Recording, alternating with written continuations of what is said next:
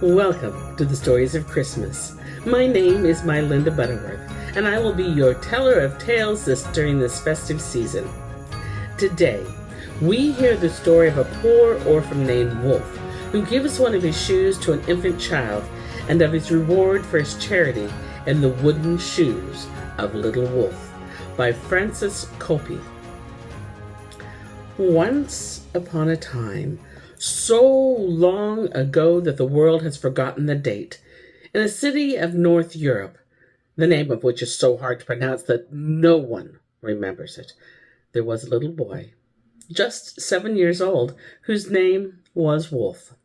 He was an orphan, and he lived with his aunt, a hard-hearted, avaricious old woman who never kissed him but once a year, on a New Year's Day, and who sighed with regret every time she gave him a bowlful of soup. The poor little boy was so sweet-tempered that he loved the old woman in spite of her bad treatment, but he could not look without trembling at that wart that decorated with 4 gray hairs which was on the end of her nose. As Wolff's aunt was known to have a house of her own and a woolen stocking full of gold, she did not dare to send her nephew to the school for the poor. But she wrangled so that the schoolmaster of the rich boys' school was forced to lower his price and admit little Wolff among his pupils. The bad schoolmaster was vexed to have a boy so meanly clad and who paid so little. He punished little Wolff severely without cause, ridiculed him, and even incited against him his comrades, who were the sons of rich citizens. They made the orphan their drudge, and mocked at him so much that the little boy was so miserable as the stones in the street, and hid himself away in the corners to cry when Christmas season came. On the eve of the great day, the schoolmaster was to take all his pupils to the midnight mass, and then to conduct them home again to their parents' homes. Now, as the winter was very severe, and a quantity of snow had fallen within the few past days, the boys came to the place of meeting warmly wrapped up with fur-lined caps drawn down over their ears, padded jackets, gloves, and knitted mittens, and good strong shoes with thick soles. Only little Wolff presented himself shivering in his thin, everyday clothes, and wearing on his feet socks and wooden shoes. His naughty comrades tried to annoy him in every possible way, but the orphan was so busy warming his hands by blowing on them and suffering so much from chilblains that he paid no heed to the taunts of the others. Then the band of boys, marching 2 by 2, started for the parish church. It was comfortable inside the church, which was brilliant with lighted tapers, and the pupils made lively by the gentle warmth. The sound of the organ, the singing of the choir, began to chatter in low tones. They boasted of the midnight treats awaiting them at home. The son of the mayor had seen, before leaving the house, a monstrous goose loaded with truffles, so that it looked like a black-spotted leopard.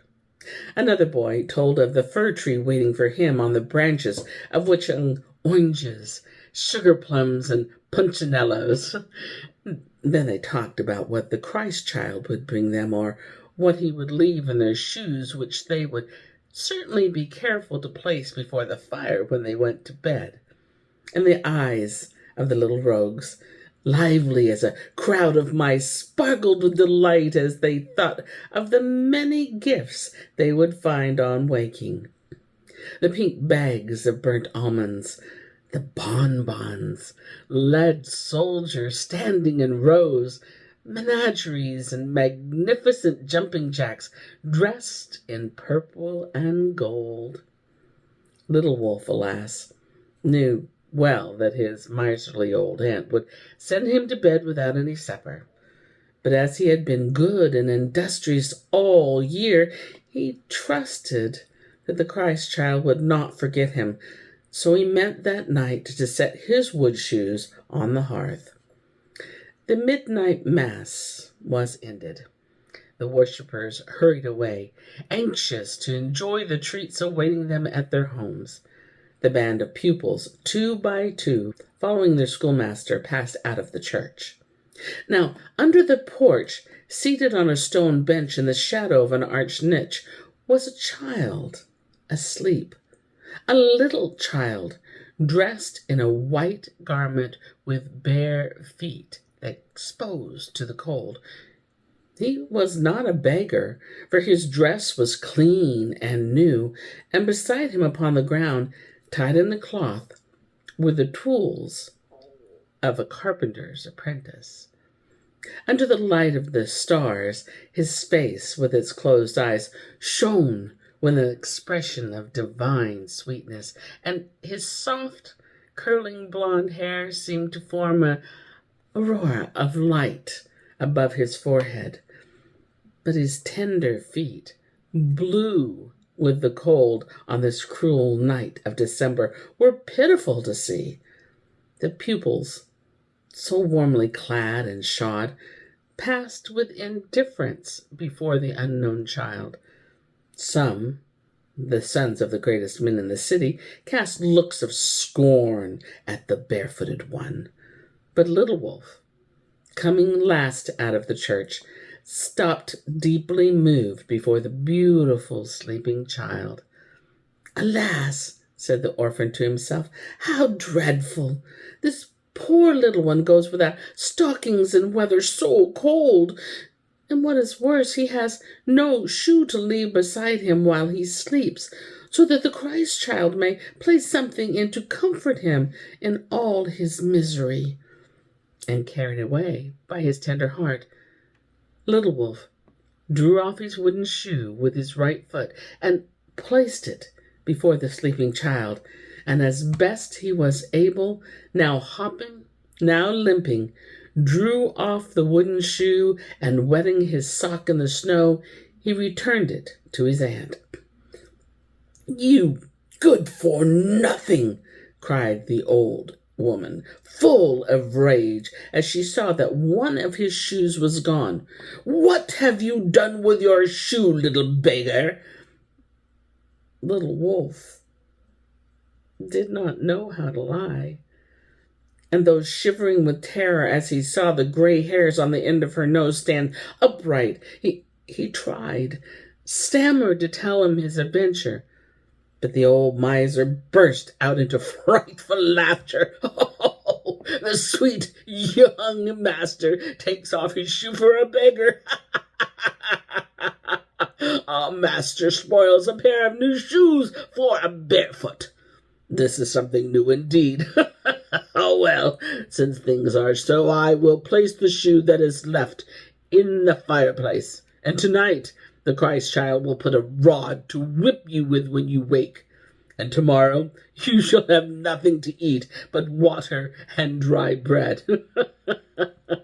And we shall see if the next time you give away your shoe to the first vagabond that comes along." And saying this, the wicked woman gave him a box on each ear, and made him climb into his wretched room in the loft. There, the heartbroken little one lay down in the darkness, and drenching his pillows with his tears, fell asleep. But in the morning, when the old woman, awakened by the cold and shaken by her cough, descended to the kitchen, oh, wonder of wonders! She saw the great fireplace filled with bright toys, magnificent boxes of sugar plums, riches of all sorts, and in front of all this treasure, the wooden shoe which her nephew had given to the vagabond, standing beside the other shoe which she herself had placed there the night before, intending to put it with a handful of switches. And as little Wolff who had come running at the cries of his aunt, stood in speechless delight before all the splendid Christmas gifts. There came great shouts of laughter from the street. The old woman and the little boy went out to learn what it was all about, and saw the gossips gathered from the public fountain. What could have happened? Oh, a most amusing and extraordinary thing. The children of all the rich men of the city, whose parents wished to surprise them with the most beautiful gifts, had found nothing but switches in their shoes. Then the old woman and the little wolf remembered with alarm all the riches that were in their own fireplace. But just then they saw the pastor of the parish church arriving with his face full of perplexity. Above the bench near the church door, and in the very spot where the night before the child dressed in white with bare feet exposed to the great cold had rested his sleeping head, the pastor had seen a golden circle wrought into the old stones.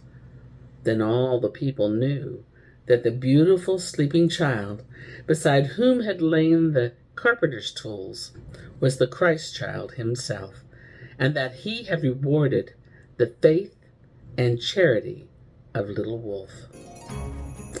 And here is where I end my tale for today. But I'll be back with more stories, many more stories. Thanks for joining me today as we explore stories from around the world.